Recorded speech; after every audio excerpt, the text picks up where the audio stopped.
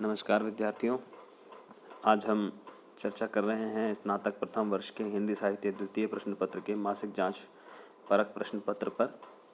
और इसका पहला प्रश्न है, हिंदी कहानी का आरंभ किस काल से माना जाता है।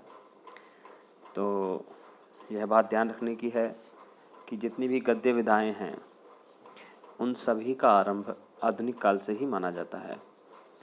आधुनिक काल से पूर्व जितना भी हिंदी साहित्य में साहित्य लिखा गया है, जितनी भी रचनाएं लिखी गई हैं, उनमें से अधिकांश रचनाएं पद्यात्मक रूप में हैं, कविता के रूप में हैं। और आधुनिक काल में आकर के ही हिंदी गद्य का आरंभ होता है। और जितनी भी गद्य रचनाएं हैं, गद्य विधाएं हैं, जैसे कहानी, उपन्यास, नाटक, निबंध, आलोचना, ये सभी के सभी आधुनिक काल से ही आरंभ होती हैं। तो इसका उत्तर आधुनिक काल है। आचार्य रामचंद्र शुक्ल जी के अनुसार हिंदी की प्रथम कहानी कौन सी है। तो आचार्य रामचंद्र शुक्ल जी के अनुसार हिंदी की प्रथम कहानी है इंदुमती। और इंदुमती कहानी जो कि 1900 ईस्वी में किशोरी लाल गोस्वामी जी द्वारा लिखी गई और सरस्वती पत्रिका में प्रकाशित हुई। शुक्ल जी इसे हिंदी की पहली कहानी मानते हैं। कुछ विद्वान इस कहानी पर शेक्सपियर के एक नाटक टेम्पेस्ट का प्रभाव मानते हैं। यही कारण है कि कुछ लोग इसे हिंदी की पहली कहानी मानने से इनकार करते हैं, लेकिन फिर भी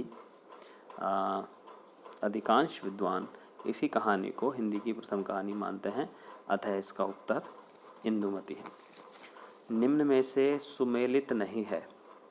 तो इसमें पहला विकल्प बंग महिला दुलाई वाली, ये बिल्कुल सुमेलित है। बंग महिला, जिनका मूल नाम राजेंद्र बाला घोष था, उनकी कहानी दुलाई वाली बड़ी प्रसिद्ध कहानी है, लेकिन यह पूरी तरह से सुमेलित है। हमें और उत्तर देना है सुमेलित नहीं है। तो हम अगली कहानी पर पढ़ते हैं। प्रेमचंद की कहानी है पंच परमेश्वर। ये कहानी आप सबने पढ़ी होगी बालपन से ही, यह भी सुमेलित है। और तीसरी कहानी है रामचंद्र शुक्ल की ग्राम। यह कहानी यहाँ सुमेलित नहीं है। रामचंद्र शुक्ल जी की जो कहानी बहुत ज़्यादा प्रसिद्ध है वह है 11 वर्ष का समय। यह जो रामचंद्र शुक्ल जी के सामने ये कहानी दी गई है ग्राम, यह ग्राम कहानी वास्तव में जयशंकर प्रसाद जी की कहानी है, जो कि इंदु पत्रिका में प्रकाशित हुई थी 1910 या 11 के आसपास। और जयशंकर प्रसाद, जो चौथा विकल्प है जयशंकर प्रसाद की छाया, तो जयशंकर प्रसाद जी की कहानियों का एक संग्रह है छाया, तो यह भी सुमेलित है। तो इसका उत्तर है सी। चौथे प्रश्न पर विचार करते हैं। आदर्शोन्मुख यथार्थवादी कहानियों के लिए कौन विख्यात हैं। तो ये शब्द बहुत बार आता है सामने, आदर्शोन्मुख यथार्थवाद, मतलब यथार्थ के धरातल पर स्थित वह कहानियाँ जिनमें आदर्श की ओर उन्मुख होते हुए कोई नया विचार, कोई नया दर्शन, कोई दृष्टिकोण व्यक्त किया जाता है, वह आदर्शोन्मुख यथार्थवादी कहानियाँ कहलाती हैं। और हिंदी साहित्य में इस तरह की कहानियाँ लिखने के लिए प्रेमचंद, जो मुंशी प्रेमचंद हैं, वो विख्यात है। तो इसका उत्तर भी है। जैसे आप पढ़ते हैं ईदगाह कहानी, जैसे पंच परमेश्वर कहानी, बूढ़ी काकी कहानी या नमक का दरोगा कहानी, ये सभी कहानियाँ प्रेमचंद की आदर्शोन्मुख यथार्थवादी कहानियों के लिए प्रसिद्ध हैं, जिनमें कोई समस्या बताई जाती है यथार्थ के धरातल पर रखकर, और फिर उसका एक आदर्श समाधान प्रस्तुत किया जाता है। तो यूँ कहा जा सकता है कि जिसमें समस्या बता करके समाधान भी बताने का प्रयास किया जाता है लेखक के द्वारा, वह उनकी आदर्शोन्मुख यथार्थवादी कहानियाँ हैं। प्रेमचंद ने शुरुआती जो कहानियाँ लिखी हैं वो इसी प्रकार की हैं, लेकिन अंतिम कहानियों में उनका जो स्वर है वो पूरी तरह से यथार्थवादी है। जैसे ठाकुर का कुआं, एक कहानी और भी है इनकी कफन, जो इनकी अंतिम कहानी है, वह भी इसी भाव से प्रेरित है। और एक आपके सिलेबस में कहानी चलती है पूस की रात, वह कहानी भी इनकी घोर यथार्थवादी कहानियाँ हैं। अब हम अगले प्रश्न पर चलते हैं। प्रश्न संख्या 5। उसने कहा था कहानी 1915 में किस पत्रिका में प्रकाशित हुई। हाँ, कई जगह पर ये 1915 आता है, कई जगह 1916 आता है, तो इस पर आप बहुत ज़्यादा विचार विमर्श न करें। अलग अलग विद्वानों ने अलग अलग पुस्तकों में 1915 और 16 पर इसमें मतभेद रहता है।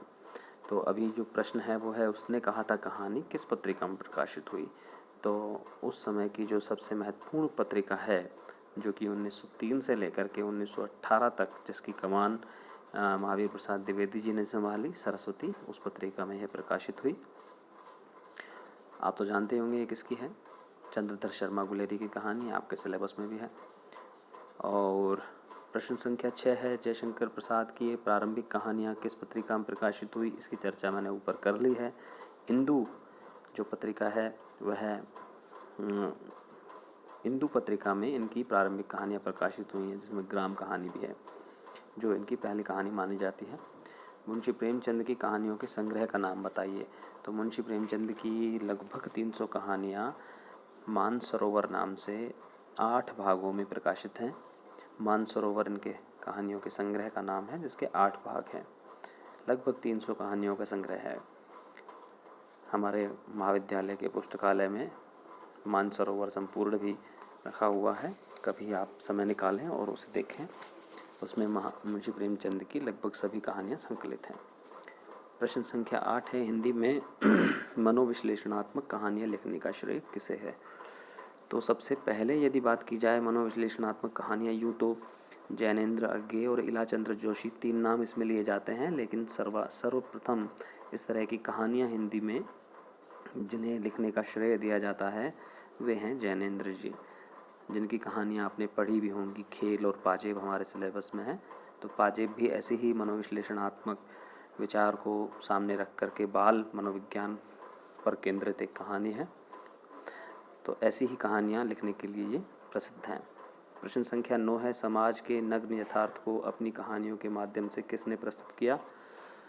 तो ये जो प्रश्न है, नग्न यथार्थ को अपनी कहानियों के माध्यम से पांडेय बेचन शर्मा जी ने, पांडेय बेचन शर्मा उग्र जिनका उपनाम है, उन्होंने अपनी कहानियाँ दो जग की आग, चिंगारियाँ कहानी को तो अंग्रेज सरकार ने जब्त भी कर लिया था ऐसे, और यही कारण है कि इनकी कहानियों को प्रकृतवादी कहानियाँ या इन्हें प्रकृतवादी लेखक भी कहा जाता है, क्योंकि इन्होंने अपने कहानियों में बिल्कुल उसी प्रकार का चित्रण किया है जिस प्रकार का समाज में चित्रण देखने को मिलता है।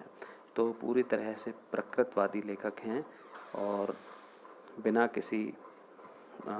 किसी लाग लपेट के या बिना किसी आदर्श की स्थापना के उद्देश्य से इन्होंने अपनी कहानियाँ लिखी हैं। और प्रश्न संख्या 10 है, अपनी कहानियों में भारत के स्वर्णिम अतीत और रूमानियत और कल्पना की ऊंची उड़ान को केंद्र में रखने वाले कहानीकार कौन हैं।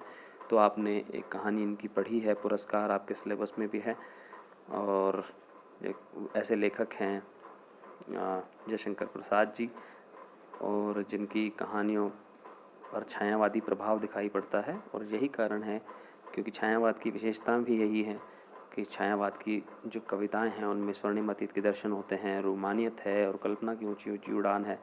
तो वही छायावादी प्रभाव इनकी कहानियों में भी देखने को मिलता है। अगला प्रश्न और अंतिम प्रश्न है, कहानी कला के प्रमुख तत्वों का वर्णन कीजिए। तो कहानी कला के प्रमुख तत्व या उपन्यास कला के प्रमुख तत्व मुख्यतः 6 होते हैं।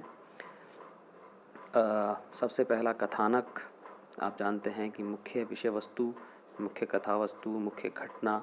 अब वह घटना हमारे जीवन के वास्तविक अनुभवों से हम ग्रहण कर सकते हैं, या कोई आवश्यक नहीं है कि हम अपने जीवन से ही कोई घटना लें। कोई काल्पनिक घटना को केंद्र में रख करके भी जब कहानीकार कहानी लिखने बैठता है तो वह जो घटना है या वह जो विचार है वह उसका कथानक बन जाता है। दूसरा जो इसका तत्व है, दूसरा तत्व होता है कथोपकथन। कथोपकथन या हम दूसरे पर चरित्र चित्रण रख लेते हैं। पहले चरित्र चित्रण की बात करें, पात्र या चरित्र चित्रण। तो किसी भी कहानी में उस कहानी को आगे बढ़ाने के लिए या कहानी वह जिनके जीवन से संबंधित होती है उन पात्रों को चरित्र कहा जाता है कहानी में।